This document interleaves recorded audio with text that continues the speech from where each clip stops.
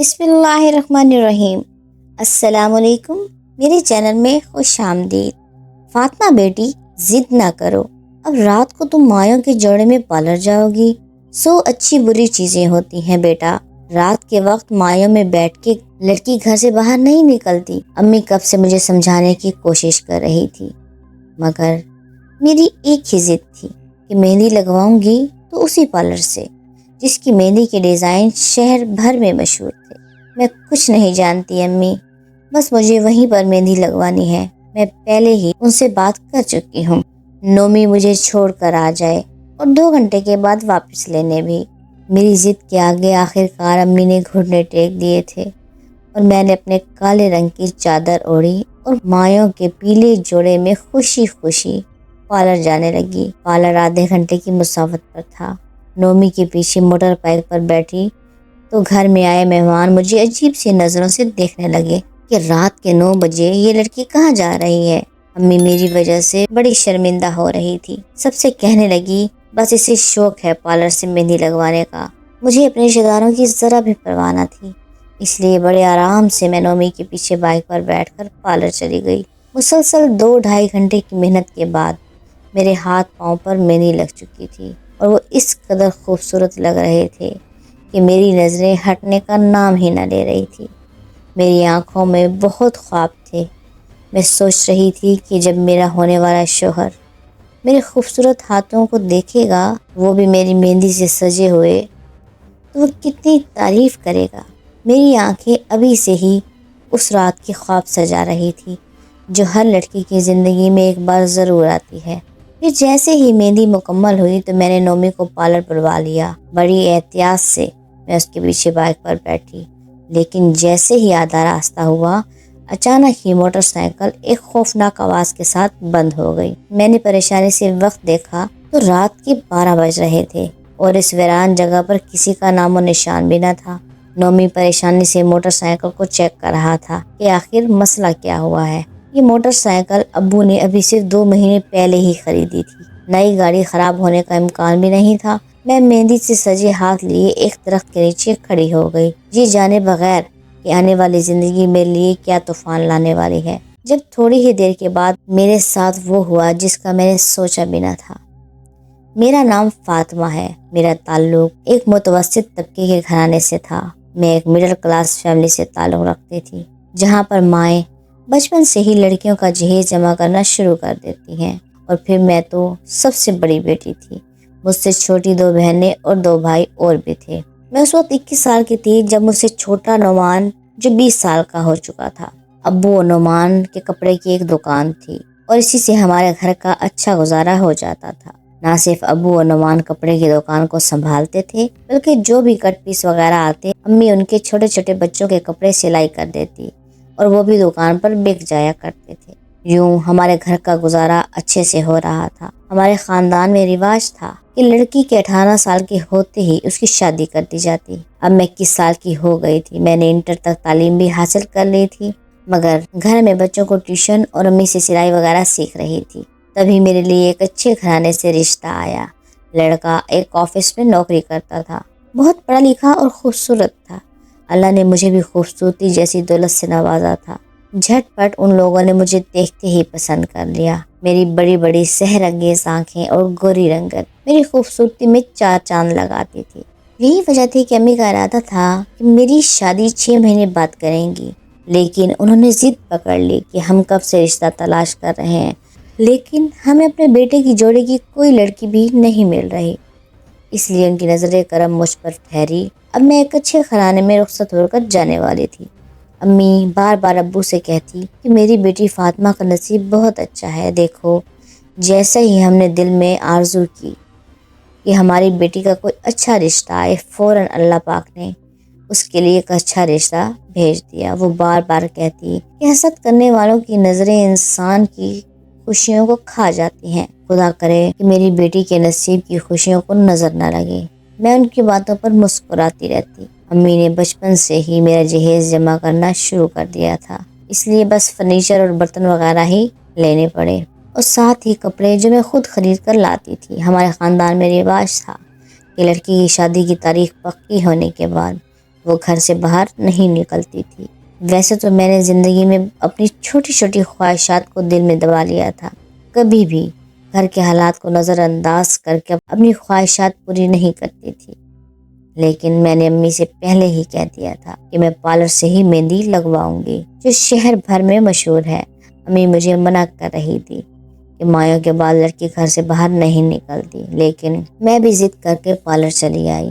اب بیچ راستے میں خراب گاڑی کی وجہ سے میں میرے چھوٹے بھائی کو پریشان دیکھ رہی تھی، تبھی مجھے اس درخت کے اوپر کوئی شخص بیٹھا ہوا دکھائی دیا۔ اس نے کالے رنگ کا لباس پہن رکھا تھا، لیکن درخت کی اونچائی بہت زیادہ تھی۔ میں جیسے ہی گردن اٹھا کر دیکھنے لگی، وہاں پر کوئی کالا سایہ باقاعدہ مجھے ہلتا ہوا نظر آیا۔ اسے اپنا وہم سمجھتے ہوئے میں اس درخت کی اور سے ذرا اپنے بھائی کے نزدیک آ کر کھڑی ہو گئی۔ بار بار اسے کہنے لگی کہ مجھے ڈر لگ رہا ہے، جلدی موٹر سائیکل ٹھیک کرو۔ وہ بھی کچھ گھبرایا ہوا تھا۔ پھر اس نے اپنی جیب سے ایک موبائل نکالا اور ابو کو کال کرنے لگا، لیکن یہ دیکھ کر اس کے ہوش اڑ گئے کہ اس جگہ پر سگنل کا نام و نشان نہ تھا۔ میرا دل دھک دھک کر رہا تھا، کیونکہ میں اس وقت مہندی کی خوشبو لیے مایوں کے جوڑے میں مربوط کسی بھی غیر فطری مخلوق کو دعوت دینے کے لیے تیار تھی۔ مجھے حد سے زیادہ خوف آ رہا تھا، بس نہیں چل رہا تھا کہ میں پیدل ہی گھر چلی جاؤں، اس لیے بار بار نومی کا کندھا پکڑ کر کہتی کہ جلدی چلو، یہاں سے گھبراہٹ ہو رہی ہے۔ میرے ہاتھ پاؤں میں سنسناہٹ ہو رہی تھی۔ میرا دھیان بار بار وہ درخت کھینچ رہا تھا جس کے اوپر مجھے کچھ عجیب سا نظر آ رہا تھا۔ پھر مجھ سے رہا نہ گیا، میں نومی سے کہنے لگی کہ تمہیں بھی اس درخت پر کچھ بیٹھا ہوا دکھائی دے رہا ہے؟ یہ سن کر وہ حیران رہ گیا، کہنے لگا ایسا کچھ نہیں ہے، خواہ خواہ اپنے دل میں وہم پیدا نہ کرو۔ اب مجھ سے سانس لینا بھی دشوار ہو رہا تھا جب باقاعدہ ایک کالا سا سایہ مجھے اونچائی سے اترتا ہوا دکھائی دیا۔ باقاعدہ میرے جسم کو ایک زوردار جھٹکا لگا۔ مجھے ایسا محسوس ہوا جیسے وہ میرے پیچھے ہی کھڑا ہو۔ میرا وجود پسینے سے شرابور ہو گیا۔ اپنے بھاری کندھے لیے میں نعمان کو پکارنا چاہتی تھی، لیکن میری آواز حلق میں ہی گھٹ کر رہ گئی۔ نہ جانے مجھے کیا ہوا تھا، میں وہیں پر بے ہوش ہو گئی۔ شاید خوف کے مارے میرے اعصاب نے کام کرنا چھوڑ دیا تھا۔ نعمان نہ جانے کیسے مجھے گھر لے کر آیا۔ جب مجھے ہوش آیا تو میں اپنے بستر پر پڑی تھی اور مجھے شدید چکر آ رہے تھے، جبکہ امی کا چہرہ میرے سامنے تھا۔ ان کی آنکھیں روئی روئی سی تھی۔ پھر وہ سرگوشی میں کہنے لگی، بڑی مشکل سے مہمانوں کے سامنے یہ بات چھپائی ہے کہ تم آدھے راستے میں بے ہوش ہو گئی۔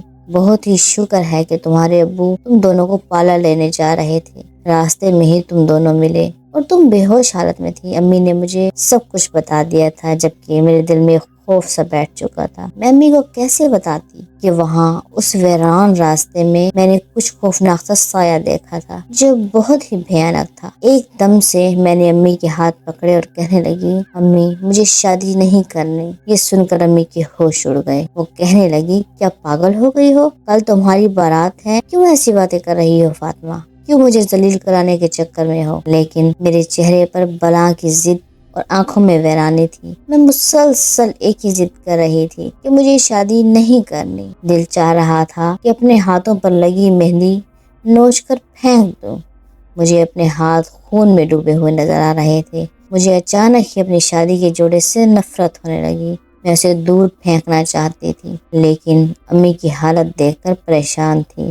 انہوں نے جلدی سے ابو کو بلایا اور کہنے لگی، اپنی بیٹی کو سمجھاؤ، یہ کیا الٹی سیدھی باتیں کر رہی ہے؟ کہتی ہے کہ مجھے شادی نہیں کرنی۔ میں ایک ضدی لڑکی کی طرح نظریں جھکائے بیٹھی تھی، جبکہ ابو مجھے پیار سے سمجھا رہے تھے کہ ایسی باتیں نہ کرو، خاندان والوں کے کان اسی طرف لگے ہوئے ہیں، چاہتے ہیں کہ کسی طرح کوئی اندر کی بات لیں، اس لیے اب میری عزت کی رکھوالی تمہارے سر ہے۔ ابو مجھے سمجھا کر چلے گئے۔ پھر پارلر والی ایک لڑکی آئی اور وہ مجھے تیار کرنے لگی، لیکن میں بار بار اس کا ہاتھ جھٹک رہی تھی۔ وہ ایسا کرنے سے پریشان سی ہو گئی۔ وہ مجھ سے بہت زیادہ ڈر رہی تھی، کیونکہ میری آنکھیں اسے لال لال سی نظر آ رہی تھی، جبکہ میرے چہرے پر غصے کی کیفیت تھی۔ وہ گھبرا کر امی کو بلانے ہی والی تھی کہ میں نے اس کا ہاتھ پکڑ لیا اور زور سے دباتے ہوئے کہنے لگی، خبردار جو کسی کو بلایا تو۔ میرا خوفناک لہجہ اور بھاری آواز سن کر وہ وہیں پر خاموش سی بیٹھ گئی اور جلدی جلدی مجھے تیار کرنے لگی۔ جیسے ہی میں مکمل تیار ہوئی تو وہ فوراً ہی کمرے سے نکل گئی۔ میں نے اپنے آپ کو آئینے میں دیکھا اور حیران رہ گئی۔ میں بے تحاشا خوبصورت لگ رہی تھی، لال رنگ کے جوڑے میں ملبوس۔ مجھے یقین نہیں آ رہا تھا کہ یہ میں ہوں۔ تھوڑی دیر بعد چھوٹی بہنیں اور امی چلی آئی۔ سب مجھے دیکھ کر خوش ہو رہے تھے کہ میں بہت خوبصورت لگ رہی ہوں۔ جیسے ہی بارات کے آنے کا شور ہوا، سب کمرے سے باہر چلے گئے اور میں کمرے میں اکیلی بیٹھی رہ گئی۔ نہ جانے کیوں مجھے اتنی زیادہ نیند آ رہی تھی، میرے ذہن پر غنودگی سی طاری ہونے لگی۔ تبھی میری نظر آئینے پر پڑی۔ میرے منہ سے چیخ نکلی تھی کیونکہ میرے بالکل پیچھے کوئی کھڑا تھا جس کی صرف آنکھیں ہی دکھائی دے رہی تھی۔ میں نے ہڑبڑا کر پلٹ کر دیکھا تو وہاں کوئی بھی نہ تھا، جبکہ اچانک ہی کمرے میں رکھی کرسی کے گھسیٹنے کی آواز آئی۔ پھر وہ کرسی خود بخود ہلنے لگی۔ یہ دیکھ کر مجھ سے رہا نہ گیا۔ میں جیسے ہی کمرے سے باہر بھاگنے لگی، خود بخود کمرے کا دروازہ بند ہو گیا، جیسے کسی نے دروازہ بند کر دیا ہو۔ اب میرے حواس قابو میں نہ رہے تھے۔ میں جان گئی تھی کہ اس رات کے بعد سے ہی میرے ساتھ کچھ غیر فطری معاملات ہو رہے ہیں۔ میرا خون خشک ہو رہا تھا۔ دروازہ کھلوانے کے لیے میں زور زور سے آوازیں لگانے کی کوشش کر رہی تھی، لیکن میری آواز گلے میں ہی گھٹ جاتی اس سے پہلے کہ میں زمین پر گر کر بے ہوش ہو جاتی۔ اچانک ایک جھٹکے سے دروازہ کھلا اور امی اندر آئی۔ مجھے یوں فرش پر بیٹھا دیکھ کر وہ حیران رہ گئی۔ کہنے لگی، فاطمہ کیا ہوا ہے تمہیں؟ تم یہاں کیوں بیٹھی ہو؟ وہ بڑی پریشان لگ رہی تھی، لیکن میرا وجود ہولے ہولے کانپ رہا تھا۔ وہ مجھے سمجھاتے ہوئے کہنے لگی، بیٹا بس تمہارا نکاح ہونے والا ہے، اس لیے خود کو سنبھالو۔ بڑی مشکل سے نکاح کے سارے فرائض پایہ تکمیل تک پہنچے، لیکن میں دل سے شادی پر راضی نہ تھی۔ کہاں میں آسمانوں میں اڑ رہی تھی کہ میرا ہونے والا شوہر بہت خوبصورت اور پڑھا لکھا ہے، میں تو اپنے سسرال میں جا کر راج کروں گی۔ لیکن میری ساری خوشیاں خاک میں مل گئی تھی۔ میں جان گئی تھی کہ میرے ساتھ کچھ بہت برا ہو چکا ہے۔ جب رخصتی کا وقت آیا تو میری آنکھ سے ایک آنسو تک نہ ٹپکا تھا، جبکہ میں لال لال آنکھوں سے بس امی کو دیکھتی رہی جس نے زبردستی میری شادی کر دی تھی، جبکہ امی میری حالت دیکھ کر پریشان تھی۔ میں جانتی تھی کہ میرے جانے کے بعد بھی انہیں یہی پریشانی رہے گی کہ نہ جانے میں نے اپنے سسرال میں کیا کیا ہوگا۔ پھر میں اپنے سسرال پہنچ گئی۔ سب لوگ ہنسی مذاق کر رہے تھے، جبکہ میں پتھر کی طرح سر جھکائے بیٹھی تھی۔ مجھے ان کی باتوں پر ہنسنا تک نہیں آ رہا تھا، جبکہ میرا شوہر بار بار مجھے دیکھ کر مسکرا رہا تھا۔ میں نے ایک بار بھی اسے نظر اٹھا کر نہیں دیکھا تھا۔ پھر میری نند کہنے لگی، لگتا ہے بھابھی بہت زیادہ تھک گئی ہیں، انہیں آرام کرنا چاہیے۔ اس نے مجھے اٹھا کر کمرے میں بٹھا دیا، جبکہ کمرے میں چمیلی اور گلاب کے پھولوں کی ایسی سجاوٹ کی گئی تھی کہ اسی خوشبو میرے دماغ کو بری طرح متاثر کر رہی تھی۔ جیسے ہی وہ مجھے بیٹھا کر کمرے میں گئی، میں نے سارے پھول نوچنے شروع کر دیے اور سارے پھول اتار کر پھینک دیے۔ تھوڑی ہی دیر بعد کمرے کا دروازہ کھلا تھا۔ میں اپنے سارے زیورات اتار کر پھینک چکی تھی اور بس بار بار اپنے مہندی والے ہاتھوں کو ہی دیکھے جا رہی تھی۔ میرا شوہر کمرے کی حالت دیکھ کر پریشان ہو گیا۔ وہ حیرت سے میرے سامنے بیٹھا۔ میں اجڑی ہوئی حالت میں یوں سر جھکائے بیٹھی تھی جیسے مجھ سے کوئی سنگین جرم ہو گیا ہو۔ پھر وہ کہنے لگا کہ آپ کی شادی آپ کی مرضی کے خلاف ہوئی ہے۔ میں نے ایک دم سے ہی اپنی بڑی بڑی آنکھوں سے اسے دیکھا۔ وہ 2 قدم ڈر کے پیچھے ہوا۔ میری آنکھیں بالکل لال سرخ ہو رہی تھی۔ پھر میں بھاری آواز میں کہنے لگی، مجھے نیند آ رہی ہے۔ یہ کہتے ہی میں اسی دلہن کے جوڑے میں کروٹ بدل کر سو گئی، جبکہ وہ پوری رات پریشان سا بیٹھا رہا۔ حالانکہ میں سو بھی نہیں رہی تھی، بس سونے کی اداکاری کر رہی تھی۔ جیسے ہی میں نے کروٹ بدل کر دیکھا، وہ کمرے سے باہر چلا گیا۔ اب میں بالکل اکیلی تھی۔ مجھے سمجھ نہیں آ رہی تھی کہ میں نے کیا کیا ہے، آخر میرے ساتھ کیا ہو رہا ہے۔ میں دونوں ہاتھوں میں سر تھامے بیٹھی تھی۔ یہ مہندی صرف میرے نام کی ہے۔ اچانک ہی میرے کانوں میں ایک خوفناک سرگوشی گونجی تھی۔ میں نے سٹپٹا کر سر اٹھایا۔ میرے پیروں تلے سے زمین نکل گئی۔ میرے پاس کوئی بیٹھا تھا، وہ ایک اجنبی شخص کی طرح معلوم ہوتا تھا۔ میں 2 قدم پیچھے ہوئی اور گھبرا کر کہنے لگی، کون ہو تم اور میرے پاس کیسے آئے؟ اس نے اپنی خوفناک نگاہوں سے مجھے دیکھا اور کہنے لگا، میں وہی ہوں جس کے کہنے پر تم یہ سب کر رہی ہو، تم نے ہی مجھے اپنے پاس بلایا ہے۔ یہ کہتے ہی وہ میرے سامنے سے غائب ہو گیا۔ میں حیران تھی کہ میں نے کب اس اجنبی کو اپنے پاس بلایا۔ میں چیخ کر کسی کو بلانا چاہتی تھی، لیکن ابھی تو میرا شوہر ناراض ہو کر باہر گیا تھا کیونکہ میں نے کمرے کی یہ حالت کر دی تھی۔ میں دونوں گھٹنوں میں منہ چھپا کر رو رہی تھی، صبح تک روتی رہی، یہاں تک کہ رو رو کر میری آنکھیں سوج گئی۔ صبح میرا شوہر ہی کمرے میں آیا، مجھے یوں روتا ہوا دیکھ کر وہ حیران رہ گیا۔ پھر میرے سامنے بیٹھ کر کہنے لگا، فکر مت کرو، میں کسی کو یہ نہیں بتاؤں گا کہ رات کو کیا ہوا، اس لیے رونے کی ضرورت نہیں ہے، لیکن مجھے ایسا لگتا ہے کہ تم یہ شادی نہیں کرنا چاہتی تھی، تمہارے ساتھ زبردستی کی گئی ہے۔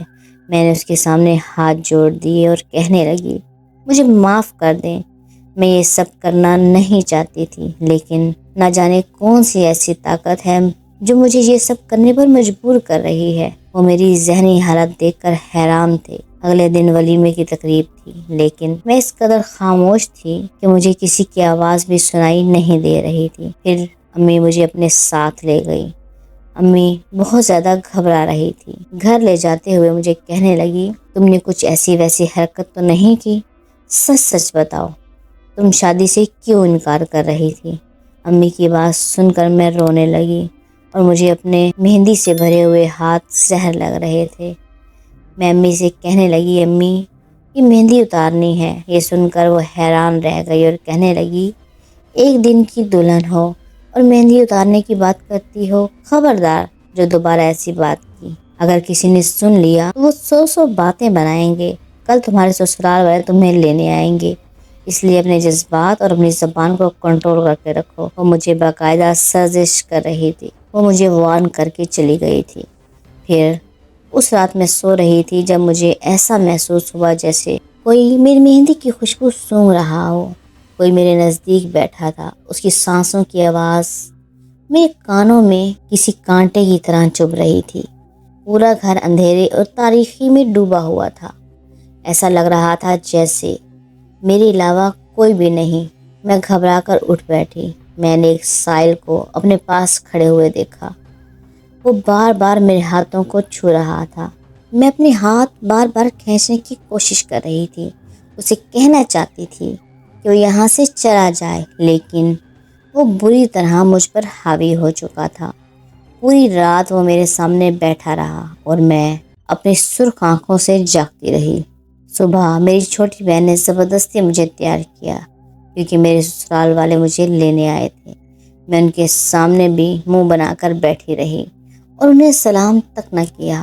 میرا شوہر بھی سامنے بیٹھا تھا، وہ بار بار مجھے دیکھ رہا تھا، لیکن میں سوچ رہی تھی کہ امی سے کہہ دوں کہ میں ان کے ساتھ نہیں جاؤں گی کیونکہ ابھی میری طبیعت ٹھیک نہیں، لیکن اس کی نوبت ہی نہ آئی۔ وہ لوگ مجھے اپنے ساتھ لے کر گھر چلے آئے، لیکن میری ساس غصے کا اظہار کر رہی تھی، کہنے لگی، ارے جب بیٹی شادی کے لیے راضی نہیں تھی تو کیا ضرورت تھی ماں باپ کو اس کی شادی کرنے کی؟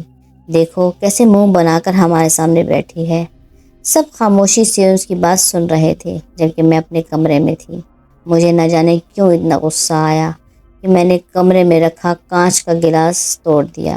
یہ آواز سن کر میرا شوہر بھاگ کر کمرے میں آیا۔